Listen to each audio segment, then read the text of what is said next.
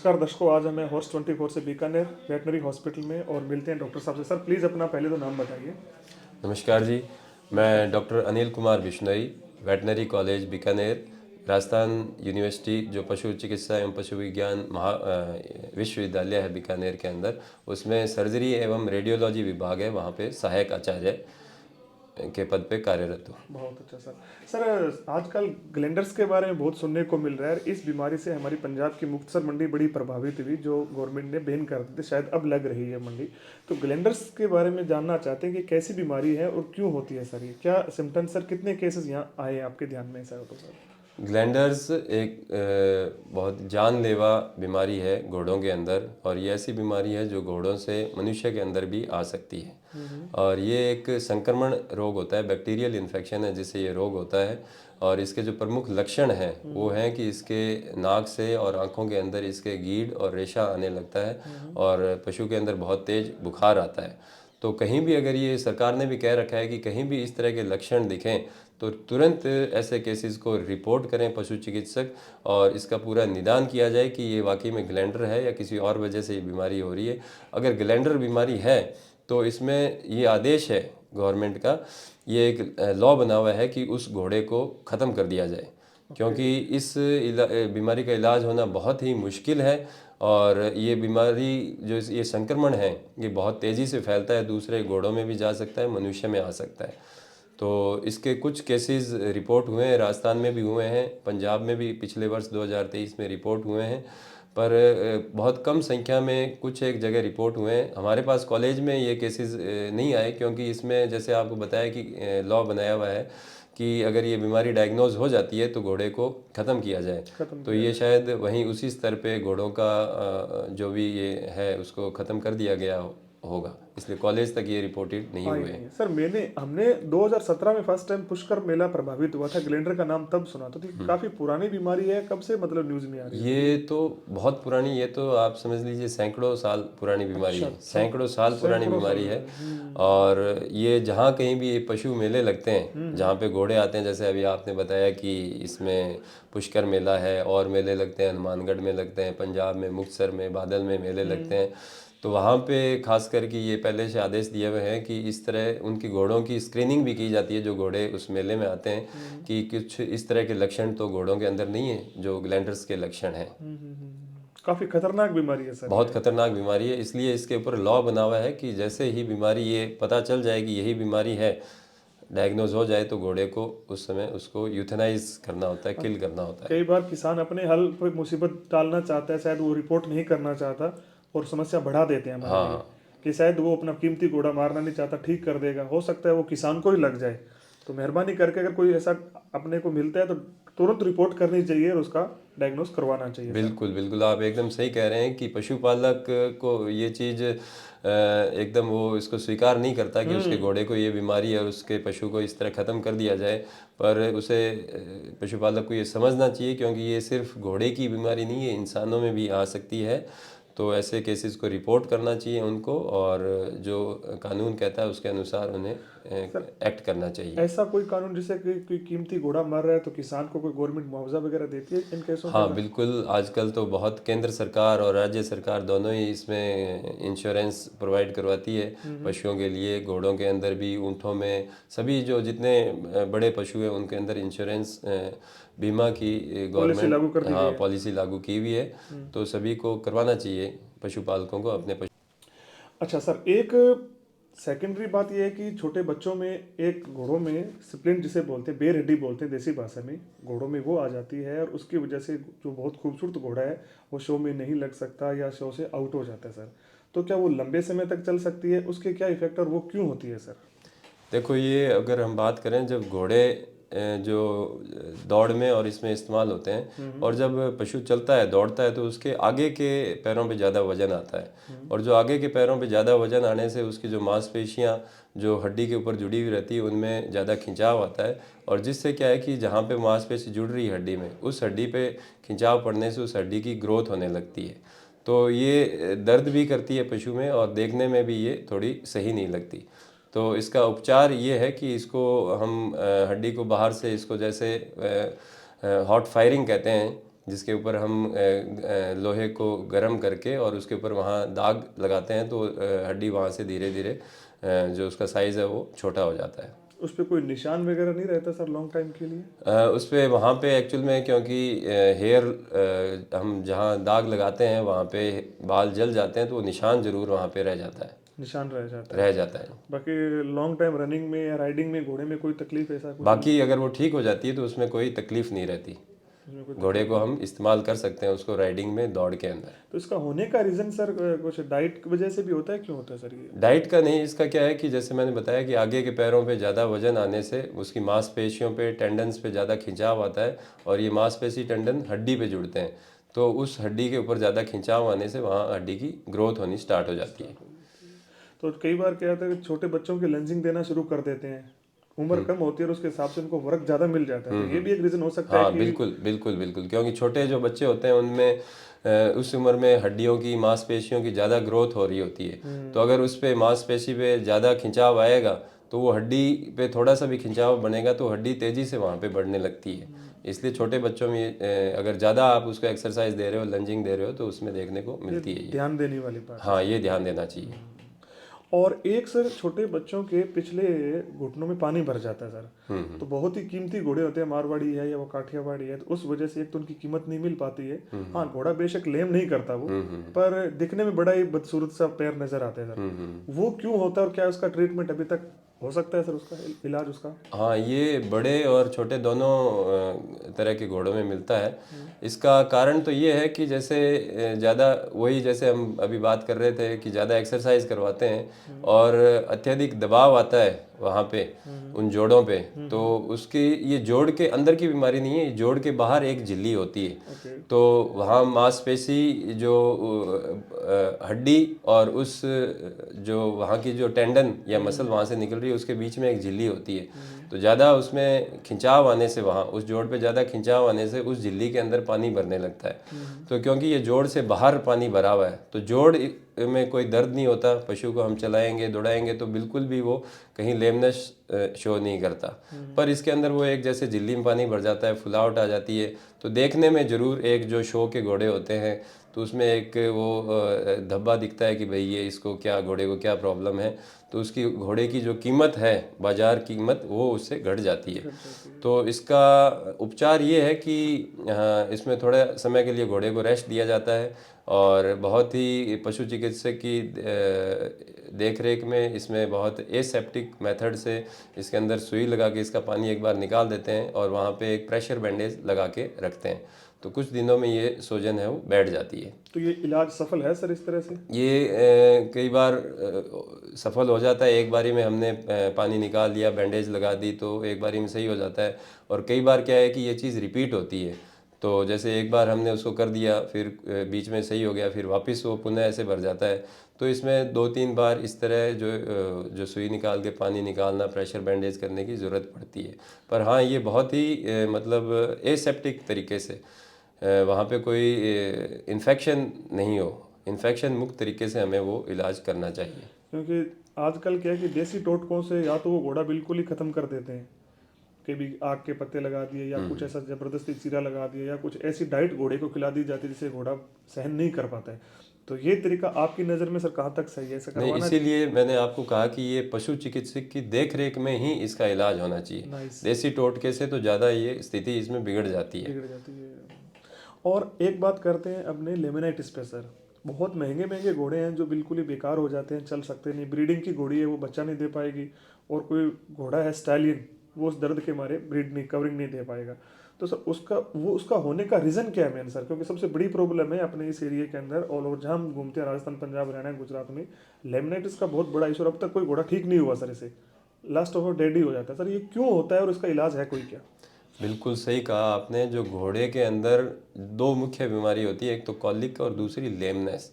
तो जो लेमनेस के अंदर जो सबसे मुख्य कारण है वो है लेमिनाइटिस, और ये घोड़ों में बहुत कॉमन है, और इसके होने के जो कारण हैं कि जैसे पशु घोड़ी है, जैसे वो ब्याने के उपरांत अगर उसके जैसे बच्चेदानी में कोई इन्फेक्शन हो गया तो वो इन्फेक्शन क्या है पूरे शरीर के अंदर फैलता है, तो इस तरह का घोड़ी के अंदर जैसे बच्चेदानी से इन्फेक्शन फैला है या कोई और वजह है जिससे पूरे शरीर में इन्फेक्शन फैलता है, तो उस इन्फेक्शन से क्या है, कुछ टॉक्सिन्स रिलीज होते हैं ब्लड के अंदर, और वो टॉक्सिन्स उसके जो खुर होते हैं, घोड़े के अंदर जो खुर होते हैं, खुर के नीचे जो वहाँ की रक्त धमनियाँ होती है उसकी फुलावट आ जाती है, वो सूज जाती है। सूजने से वहाँ पे क्या है कि घोड़े के खुरों के अंदर, उसके फुट के अंदर बहुत ज़्यादा दर्द होता है।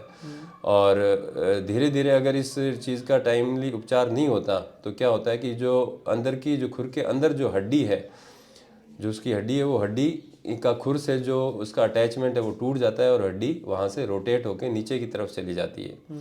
तो वो अगर ये स्थिति उत्पन्न हो जाती है तो वो एक लाइलाज बीमारी है, उसका हम कुछ काम में नहीं ले सकते उस घोड़े को। सर एनसीआर जैसे हिसार है, बीकानेर है, इस बीमारी पे कोई शोध चल रहा है सर, ताकि इसकी कोई रोकथाम कर सके इन फ्यूचर, कोई ऐसा कोई आपके नॉलेज में हो कुछ? इसका एक्चुअल में क्या है कि ये बीमारी मैनेजमेंटल डिजीज़ है। इसको अगर हम घोड़े का मैनेजमेंट सही रखें, जैसे इसके घोड़े के अंदर कोई इन्फेक्शन नहीं हो, कोई इन्फेक्शन हो गया तो उसको हम टाइम से ट्रीट कर लें, या जो घोड़े को हम उबड़ खाबड़ जगह पे नहीं चलाएं, जैसे उबड़ खाबड़ जहाँ रास्ते हैं वहाँ पे हम चलाते हैं, सड़कों में खड्डे हैं, कंकर है, वहाँ चलाते हैं, तो उससे भी खुरों पे ज़्यादा अत्यधिक दबाव पड़ता है, तो उससे ये लेमनाइटिस डिजीज़ डेवलप होती है। तो इसका इलाज मैनेजमेंट है।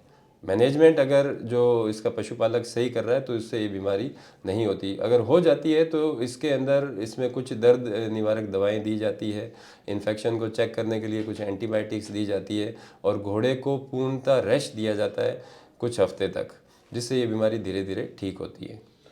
और एक क्वेश्चन और है सर, जैसे सरां जिसको बोलते हैं सर, एक प्रकार का पैरालाइज्ड हो जाता है घोड़े को, और उसकी एक वैक्सीन भी बनी हुई है सर।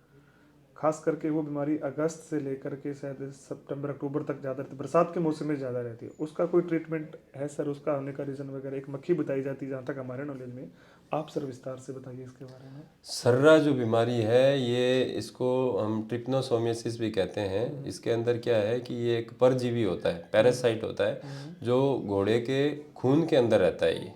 ये बीमारी जैसे घोड़े के अलावा ऊँटों में भी पाई जाती है, ऊँट और घोड़े इससे ज़्यादा प्रभावित होते हैं। तो वो पैरासाइट जो ट्रिप्नोसोम जिसे हम कहते हैं, वो खून में रहता है, और ये बाहर से जो मक्खी मच्छर है उनके काटने से ये जो पैरासाइट उसके खून के अंदर फैलता है, और उससे घोड़े के अंदर बुखार आता है, और उसमें खून की कमी हो जाती है, क्योंकि खून के अंदर रहता है वो पैरासाइट रहता है, तो उसके जो रक्त कण है वो भी धीरे धीरे डैमेज होने लगते हैं, और पशु के अंदर एनीमिया यानी खून की कमी हो जाती है। तो इसके लिए वैक्सीन भी है, और इसका होने के बाद में इसकी दवा भी है, जो उस पशु को अगर हम टाइम से दे दें तो वो बीमारी ठीक हो जाती है। ठीक हो जाती है।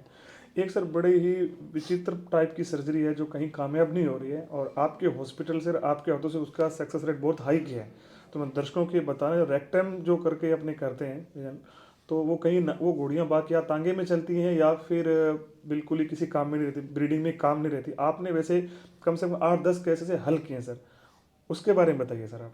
हाँ बिल्कुल, ये घोड़ियों के अंदर ये एक सर्जिकल प्रॉब्लम है। ये क्या होता है कि जब घोड़ी ब्यारी होती है तो जो बच्चा बाहर आ रहा होता है, अगर उसके जैसे बच्चे की पोजीशन सही नहीं है बच्चेदानी के अंदर, तो उस जो बच्चे के जो खुर हैं वो खुर तीखे होते हैं, और वो बाहर निकलते टाइम क्या है कि बच्चेदानी की जो छत है उसको वो फाड़ देते हैं, और बच्चेदानी से ऊपर रहता है इसका गुहा द्वार जहाँ से गोबर निकलता है, तो वो भी इसके साथ में फट जाता है। तो उससे क्या होता है कि जो गोबर वाली जगह और जो बच्चेदानी जो है द्वार है जहाँ से बच्चा बाहर आ रहा है, वो उनकी दोनों की ओपनिंग एक हो जाती है। तो इसमें क्या लक्षण दिखाई देते हैं कि जो जैसे घोड़ी गोबर कर रही है तो वो गोबर उसकी पेशाब वाली जगह से आती है। तो इसमें प्रॉब्लम ये हो जाती है कि अगर इसको हम उपचार नहीं करें टाइम से, तो वो गोबर क्योंकि बच्चेदानी की तरफ जा रहा है, तो उससे बच्चेदानी के अंदर इन्फेक्शन हो जाता है, और बच्चेदानी के अंदर एक बार इन्फेक्शन गंभीर हो जाए तो उसको ट्रीट करना फिर बहुत मुश्किल होता है। तो इसको हम टाइमली ट्रीटमेंट करते हैं, और इसका सर्जिकल ट्रीटमेंट है। इसमें क्या करते हैं कि जैसे एक बार ये हो गई तो इसकी जो सर्जरी है वो हम करीब 1 महीने बाद में इसको करते हैं, कि इतना समय देते हैं कि जिससे उसकी सोजन और जो वहाँ पे जो जिससे वो जो फटी है बच्चेदानी और गुहा द्वार, वो सोजन एक बार कम हो जाए, उसके बाद में उसको हम हॉस्पिटल में बुलाते हैं, उसको एनेस्थीसिया देते हैं, घोड़ी के खड़े होने वाली पोजीशन में इसको हम ऑपरेट करते हैं। उसकी रीढ़ की हड्डी में एक इंजेक्शन लगाया जाता है सुन्न करने का, जिससे क्या है कि उसका घोड़ी खड़ी तो रहती है पर पीछे का जो हिस्सा है बच्चेदानी गुहा द्वार वो पूरा उसमें अचेत हो जाती है, एनेस्थीसिया उसमें देकर हाँ एनेस्थीसिया प्रोड्यूस हो जाता है। और फिर इसको हम अंदर इसके हाथ डाल के और इसको टांके लगाते हैं और इसको हम रिपेयर करते हैं। इसमें ध्यान रखने वाली बात यह है कि जैसे हमने इसमें टांके लगा दिए तो इसके कई दिनों तक हम इसको इस तरह की डाइट देते हैं, चारा इस तरह देते हैं, हरी घास जैसे रिजका बरसीम इस तरह का चारा देते हैं, जिससे कि उसको पशु की जो लीद है वो नरम रहे, गीली और नरम रहे, सख्त नहीं पड़े। तो वो जो लीद है वो आराम से पास कर सके और टांकों पे ज़्यादा जोर नहीं पड़े।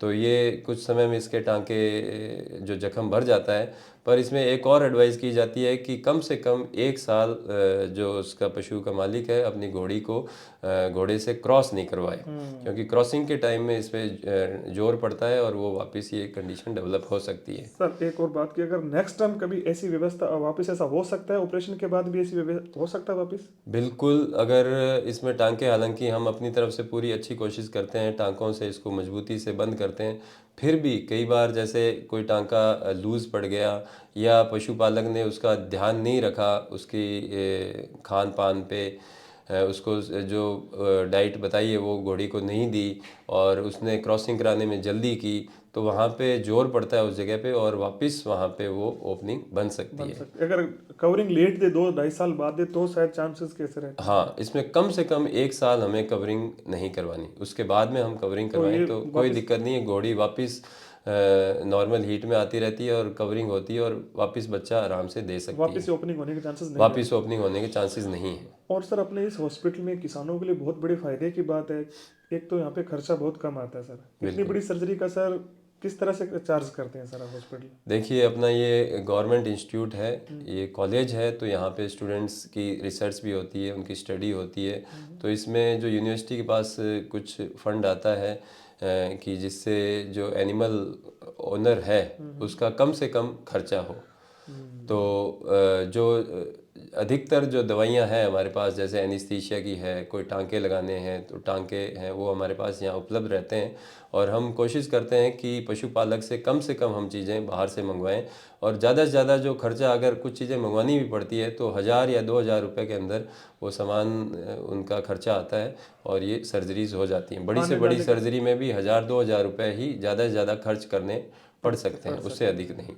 और आपकी टीम बड़ी सॉलिड है, ध्यान बहुत अच्छे से रखते हैं, आपका साफ सफाई बहुत अच्छी है हॉस्पिटल की, हमने विजिट भी किया, देखी भी। बिल्कुल बिल्कुल। और डॉग से लेके कैमल से लेके हर एक एनिमल आपके पास तैयार होके जाते हैं सर। ये बिल्कुल साफ सफाई का सर आपने बहुत ध्यान रखा है। यहाँ पे स्पेशल ओटी बनी हुई है, बिल्कुल ऑपरेशन थिएटर है और टीम बहुत मजबूत है आप लोगों की। तो घरों में जो ऑपरेशन करने से बेहतर है कि आने जाने का ट्रांसपोर्टेशन ही है। कोई भी घोड़ा बीमार होता है तो बीकानेर वेटनरी हॉस्पिटल में ये सेवाएं उपलब्ध है सर। बिल्कुल बिल्कुल। तो अगर कोई भी पशु, सिर्फ घोड़ा ही नहीं, कोई भी पशु अगर जिसमें ऐसा कोई बीमारी है उसको, उसका इलाज जैसे बाहर गांव के जो हॉस्पिटल्स हैं वहाँ पे इलाज नहीं हो पा रहा है, तो पशुपालक को तुरंत यहाँ पे कॉलेज में लेके आना चाहिए। क्योंकि यहाँ पे क्या है कि हमारी चाहे सर्जरी है, मेडिसिन है, गायनी है, यहाँ पे हमारी पूरी जो टीचर्स हैं, स्टूडेंट्स हैं, एक्सपर्ट्स की उनकी एक टीम रहती है और एक टीम के साथ वो काम करते हैं। तो उससे क्या है कि जो उसका बीमारी का पूर्णतः अच्छे से उसका निदान भी हो जाता है और उसका पूर्ण उपचार भी होता है। तो पशुपालक को ये इसका पूरा लाभ यहाँ पे कॉलेज में मिलता है। हाँ, लाने ले जाने की थोड़ी प्रॉब्लम हमेशा रहती है पशुपालक को, क्योंकि दूर से गाड़ी के अंदर लाना थोड़ा खर्चा भी रहता है। पर कोई ऐसी बीमारी है जिसका इलाज नहीं हो रहा और वो पशुपालक यहाँ पे ले आए तो उसे इलाज मिल जाता है, तो वो खर्चा कोई मायने नहीं रखता। सर बहुत बहुत शुक्रिया, आपने अपना कीमती समय दिया, बहुत अच्छी जानकारी दी आपने। बहुत बहुत शुक्रिया सर आपका। Thank you.